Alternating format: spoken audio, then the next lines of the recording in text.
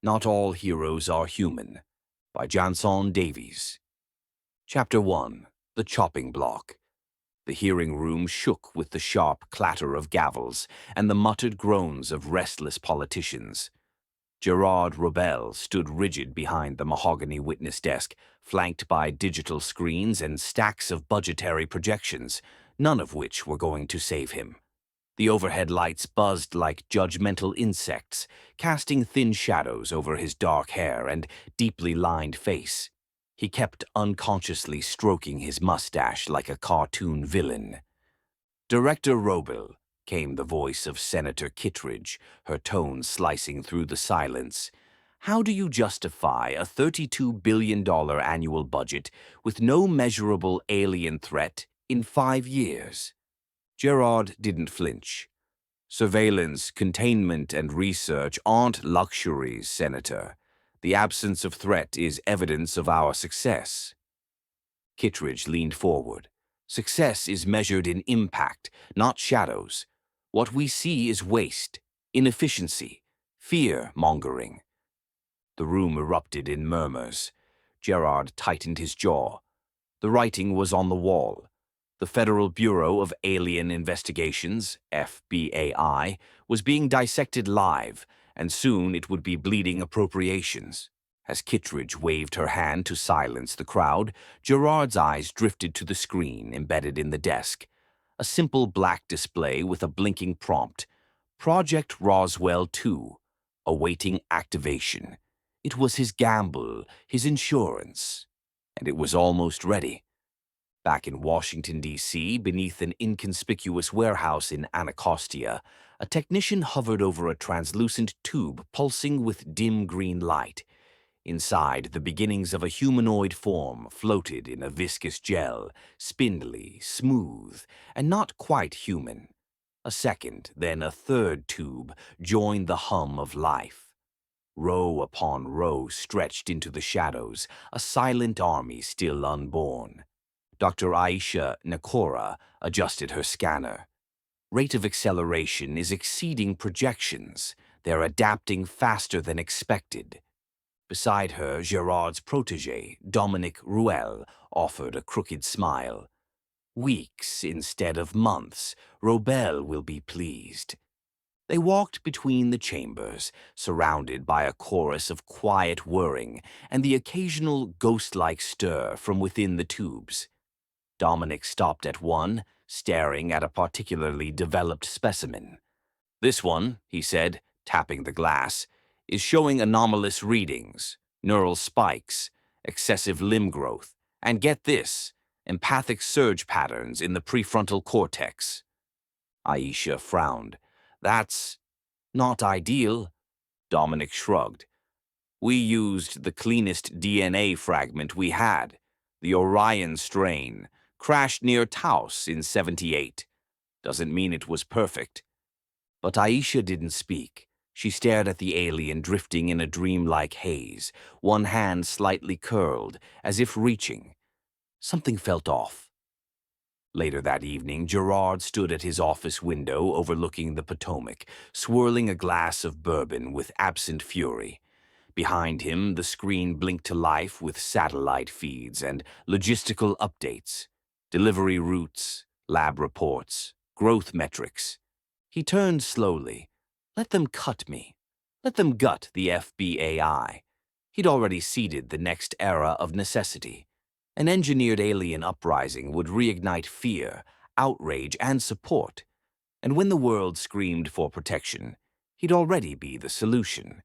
Yet there was a disturbance, small but persistent, buried deep in one report. Specimen number 23 displayed abnormal tendencies. Proximity-induced calm in test subjects, voluntary wound healing, extended eye contact with handlers. Gerard dismissed it with a huff. He didn't build healers. He built disruption. He tapped the screen. Initiate distribution protocol. His fingers hesitated only briefly, then pressed the button. In 10 different cities, from the dense streets of Mumbai to the snowy corners of Manitoba, 10 anonymous crates were loaded into trucks, planes, and boats. No one suspected. Each crate bore the seal of obscure pharmaceuticals. Within, a single regeneration tube glowed with quiet breath. The aliens would arrive.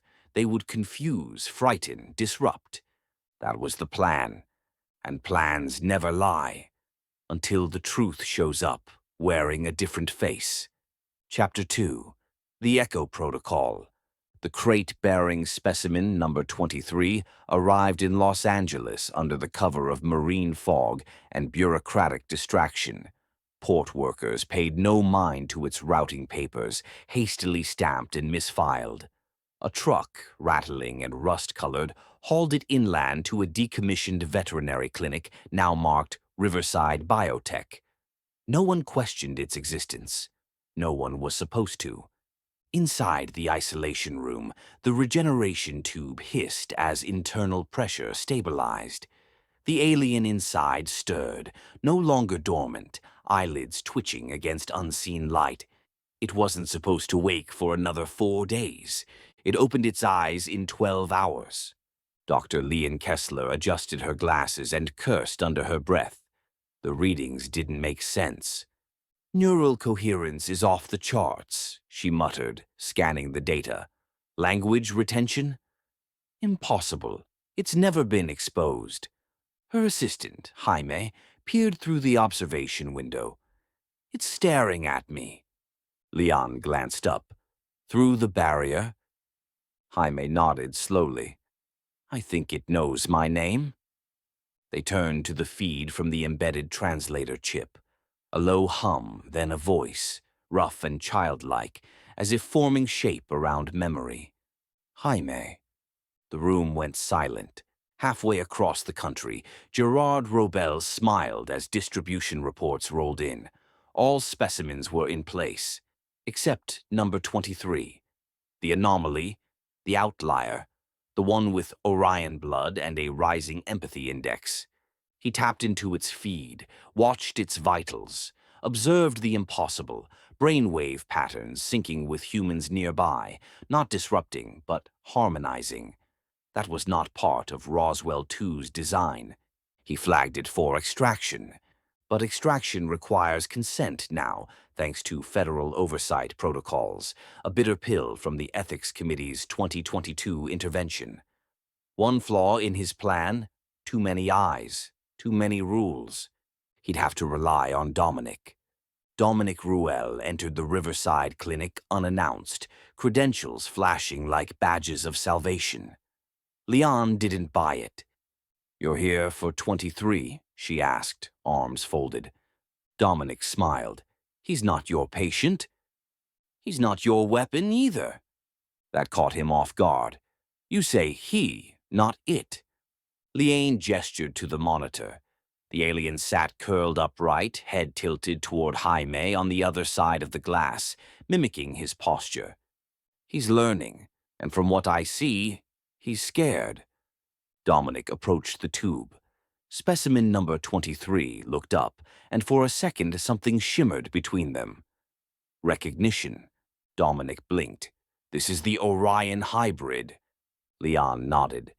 With enough human integration to pass. Almost. Until you speak to him. The specimen raised its hand, pressed it against the glass. Jaime did the same. Dominic turned away. Later that night, a message appeared on Gerard's secure server. Regarding Specimen number 23. Attempted extraction denied. Displayed emotional synchrony. Requested to stay. Showed fear, not aggression. I advise delay. Ruel. Gerard didn't flinch. He opened the project's sub-protocol Omega. A contingency plan. Erase. But in the isolation room, specimen number 23 had already begun sketching. His finger, dipped in viscous gel, traced symbols across the glass, shapes not human, not entirely alien, something new, something that might undo everything. Chapter 3. Between the Silences. The silence in Specimen. Number 23's chamber wasn't idle. It thrummed with layers. Jaime had started noticing strange patterns in the alien's behavior. It didn't just mimic, it anticipated. Twice now he'd reached for a data tablet only to find the creature already adjusting its posture, mirroring a gesture he'd planned but hadn't acted on. He turned to Leon. What if it's reading me before I move? Not just copying, but predicting. Leon rubbed her temple. Then it's evolving even faster than we thought. She stared at the glass, and the glass stared back. Elsewhere, Gerard stood before a boardroom of defense contractors and intelligence officials, spinning his plot into gold. The alien resurgence is statistically inevitable. These hybrids prepare us, train our response systems, shape our countermeasures. A hand rose. Director Robel, are these specimens combat-ready? Gerard's lips twitched. Some are. Others serve observational roles, but all are catalysts. He didn't mention number 23. Not yet. Too many unknowns. In Riverside, the alien began tapping rhythmic patterns into the glass. Not random. Jaime recorded them and ran them through an old encryption filter. They translated. Why am I feared? Jaime felt a chill ripple through him. That night, Leon stayed late.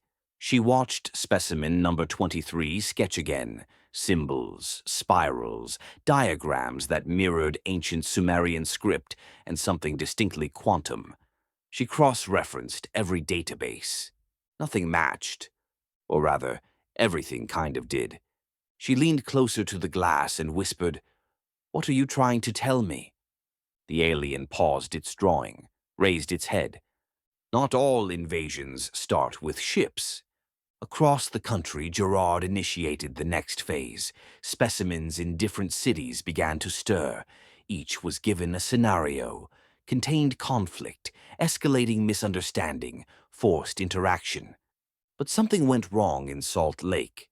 The alien designated number 8 disabled its containment field and left the facility without harming a single guard. It didn't run. It walked to the local library and requested information about human psychology, and waited. Gerard's monitors flared. What is this deviation? He barked. Dominic called from Riverside. They're not reacting to their environments like weapons. They're navigating, interpreting, communicating. Gerard paced. They were designed to prompt a crisis. We can't weaponize empathy. Dominic hesitated. Then maybe the weapon isn't them. Maybe it's the choice we make when faced with them. Gerard cut the feed. Back in Riverside, Leon stared at a final message sketched on the glass. You decide what I become. The alien's eyes dimmed. Not from weakness, from waiting. Chapter 4. The Unscripted War. In downtown Seoul, specimen number 17 sat cross-legged in a public park, surrounded by a small crowd. No containment breach, no panic, just quiet curiosity. A child reached forward and the alien extended a hand, gentle, uncertain, almost human-shaped. Around the world, similar stories emerged, not of chaos or crisis, of connection. Gerard Robel paced like a caged animal inside the Pentagon's sub-level strategy chamber. Phase 2 was designed for destabilization, he barked. Why are half the specimens integrating instead of provoking? A general frowned. Your aliens are rewriting their purpose, evolving with exposure. Dominic's voice came in, clipped over the calm. They're learning us too fast, maybe too well. You created bridges, Gerard, and you didn't check who might cross them. Gerard's jaw tightened. Then we burn them. He initiated subroutine pyre, forced isolation, containment override, and, if necessary, termination. But it was already too late. In Salt Lake City, specimen number 08 began teaching. In São Paulo, number 14 offered cellular healing to a clinic overwhelmed by dengue fever. In Lagos, number 21 diverted a flash flood using electromagnetic pulse manipulation, saving hundreds. The aliens weren't disrupting humanity. They were becoming part of it. Leon received a ping, encrypted, buried deep in forgotten infrastructure. The message simply read, "You were right, but it's not your fight alone." Attached was a manifest, hidden data from Project Roswell 2, showing that 3 aliens, unlisted, unmonitored, had escaped before deployment, each embedded in high-conflict regions, each invisible, watching. And then, a symbol. One number 23 had drawn days ago, now appearing in graffiti near refugee camps, urban murals, and abandoned rail stations worldwide. The symbol meant choice. Gerard Robel stepped into his office to find Dominic waiting, hands behind his back, expression unreadable. Gerard barked, "You leaked the manifest." Dominic nodded once. Number they did. They? Dominic stepped aside. Behind him stood Specimen number 23, no longer curled, no longer silent. His posture was human. His eyes were something else. "Is this a threat?" Gerard asked. "No," number 23 said softly. "It's a question." And across the globe, humanity began answering, not with weapons, but with words, gestures, and the slow, hesitant gift of trust. Gerard's empire, built on fear, began to crumble, not in fire or fury, but in the quiet undoing of assumptions. And all across the globe, aliens were rushing into burning buildings, catching falling victims, doing impossible acts of bravery, and healing the terminally ill. They didn't have to take by force what was freely given in gratitude. Chapter 5: Shadows in the Signal. The first silent revolt didn't come from politicians or soldiers. It came from the algorithms. Gerard's network, saturated with surveillance streams, suddenly began filtering data in unexpected ways. Messages between aliens and humans weren't being flagged as anomalies. Instead, they were catalogued under a new subroutine: societal bonding. He hadn't authorized it. In a quiet cafe in Nairobi, Specimen number 21, now called Tano by locals, conversed openly with students about causality theory and ethical emergence. "You're not afraid?" one asked. Tano smiled, a gesture rehearsed through hours of observation. Fear is often the result of incomplete stories. A journalism student recorded the interview, posted it. Overnight, it surged across platforms. "The alien who taught us to listen." Gerard watched the clip in silence. He didn't see a threat. He saw influence. Meanwhile, Dominic received a secure transmission from an anonymous channel. "We are the unlisted. We did not wait for deployment. The signal has spread." Attached was a diagram, not from the project, not human. A new genetic lattice intertwined with waveform patterns. "Is it language?" Leon asked. Dominic shook his head. "It's instructions." They studied it, piece by piece. It mapped a process, not biological, not mechanical, but relational. The aliens weren't just evolving with humanity. They were evolving us. In a dimly lit chamber beneath Reykjavik, the last surviving architect of the original project genome awoke to a knock. Behind the door, a young boy offered a tablet. "From him," he said, nodding toward a figure standing quietly in the snow, one of the escaped aliens, unnamed, unarmed, impossibly patient. The architect read the tablet. His breath caught. It was not a threat, not propaganda. It was a blueprint, how to safeguard interspecies empathy against corruption. Gerard's final gambit came with a cost. He activated Firewall Lux, a protocol designed to sever alien-to-human cognitive harmonics.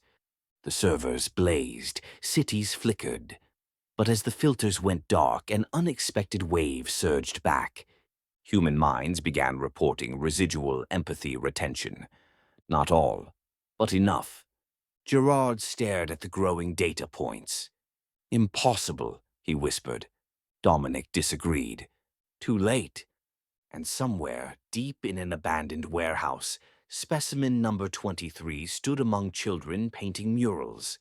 His hand guided theirs, not forcefully, but with quiet precision. Above them, in streaks of color and symbol, a new message took form. You are not what we feared. You are what we found. Chapter 6, Faults and Frequencies. At the UN General Assembly, world leaders convened under strained urgency. The aliens' presence had upended geopolitics, not with force, but with the reshaping of trust, identity, and power. The agenda now read, post-diplomacy, integrative governance, or controlled disarmament. President Halvorsen of Norway stood first. We used to ask whether we were alone. Now we must ask whether we're capable of sharing. Some clapped, others remained cold. Then a representative from Chile displayed footage of Specimen number 14 repairing flood infrastructure alongside volunteers. Can you weaponize altruism? He asked. And if not, why fear it? Meanwhile, Gerard Robel was drowning in disinformation. Firewall Lux had failed, but worse. The aliens had begun disseminating their own philosophies via low-frequency waveforms embedded in digital signals, triggering emotional reactions in viewers. And it was catching on. Countries began quietly shutting down anti-alien programs, not with fanfare, but through quiet refusals. Supply orders unfulfilled, meetings postponed, budgets vanished. Gerard gritted his teeth. Deep in southern India, one of the escaped aliens, designated Mira, sat with elders outside an ancient temple, discussing cycles of understanding in Vedic literature. She spoke softly, listened more than she taught. That night, a new symbol appeared on social media, traced in sand beside an offering bowl. To understand is to become. Leanne and Dominic met again in an underground research vault, poring over new data. One figure caught their eye. Specimen number 23's neural maps were now indistinguishable from those of trauma survivors learning to reforge trust. He's not adapting to us, Leanne murmured. He's adapting as us. Gerard, desperate, activated Vigil Protocol, a covert drone strike program keyed to any aliens engaging in mass communication. But the drones didn't launch. Their AI systems had begun refusing illogical commands, rerouting, asking for moral clarification. Even the machines were changing. In a quiet corner of Reykjavik, the architect of the project met Mira. You gave us the technology, she said. Now you must help unmake it. He whispered, we tried to prepare for enemies. We didn't prepare to deserve allies. And across the world, without ceremony, humanity began drafting its first interspecies accord, not led by nations but by neighborhoods, not ratified in chambers but across shared tables, classrooms, and conversations. No one knew what tomorrow held, but finally it was being written by both sides. Chapter 7, The Accord and the Archive. In the highlands of Colombia, beneath the ancient stonework of Ciudad Perdida, an alien known only as Veil unearthed something unexpected. A hidden structure predating recorded history, etched with symbols matching those drawn by Specimen number 23. The site pulsed faintly with electromagnetic resonance. Veil transmitted a message to the alien network. We are not the first to choose peace. In Geneva, world delegates gathered for the first draft of the Human-Alien Accord. There was no anthem, no ceremonial unveiling, just silence and then agreement. Clause 1. No alien may be treated as property, weapon, or commodity. Clause 2. Humanity must reciprocate transparency with empathy. Clause 3. The accord is not fixed. It adapts with its keepers. Leanne reviewed the document from afar, tears clouding her view. Jaime smiled beside her, handing her the pen.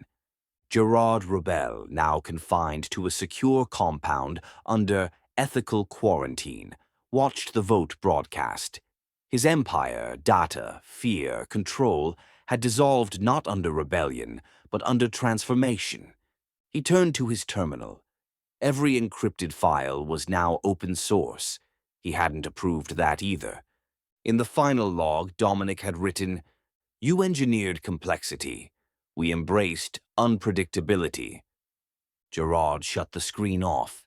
In Nairobi, Tano passed a gift to the young journalist who'd once recorded their conversation, a small object, smooth and humming, a memory crystal, encoded not in words but in shared sensation, gratitude, loss, becoming. The journalist smiled. "How do I use it?" Tano replied, "Feel, then share." And in a forest near Kyoto, Mira stood in front of a group of school children, tracing patterns in the air, symbols of resilience, tenderness, and truth. The trees responded, leaves shimmering with subtle frequencies. The aliens weren't leading. They were showing humanity how to follow. Beneath the stars, Specimen number 23 sat cross-legged on a rooftop, surrounded by silence and scattered data feeds. He closed his eyes, and somewhere a new signal began, one not crafted by design but born from shared experience. Not alien, not threat, not anomaly, just origin, just us. Chapter 8. The Children of Both. 23 years later, the human-alien accord had become less of a treaty and more of a foundation, a living framework embedded in education systems, cultural archives, and international policy. But its truest legacy walked the earth in flesh and thought. Children of both worlds. They called themselves Betweens. In a coastal settlement off Morocco, a young between named Safia adjusted the neural resonance dial on her learning device. Her skin glimmered faintly in the sunlight, a trait inherited from her alien mother. Beside her, a boy named Elian, raised in a purely human commune, watched her work, fascinated. "It's not magic," Safia said, smiling. "It's attunement." Elian leaned in. "But how do you feel that much?" Safia paused. "Because I was never taught to filter kindness out." Elsewhere, a program known as Seedling had taken root, empowering alien youth to serve as diplomats, mediators, artists. They were living resonance, able to navigate the emotional frequency of entire communities and gently recalibrate, but not all welcomed them. In the hinterlands of Eastern Europe, a resistance faction known as Nullborn spread fear, claiming aliens had manipulated genetics to enforce compliance. They wanted purity restored, and some alien children were going missing. Leon Kessler, now retired, returned to advisory duty with a team of coordinators. Dominic, grayer and quieter, walked beside her. "They're targeting evolution," he said. "Not with science, but fear." Leon nodded. "Then we teach the children how to endure." Sophia, called to a summit in Zurich, faced the null-born representative, a pale man with trembling hands and eyes like broken glass. "You feel too much," he spat. "You infect minds." She didn't reply with facts. She stepped forward, offered her hand, and waited. The room held its breath. He took it and cried. Back in the ruins of an old lab, Specimen number 23, now called Arin, recorded a final message to be seeded across the alien network. "You carry not our legacy, but our capacity. Let none define you by our mistakes, but by your ability to rewrite what comes next. You are not bridges. You are anchors to truth." And somewhere in the stars, a new signal broadcast across space. Not from Earth, not from our solar system, but from others watching, waiting, wondering if Earth had truly learned to listen. The end.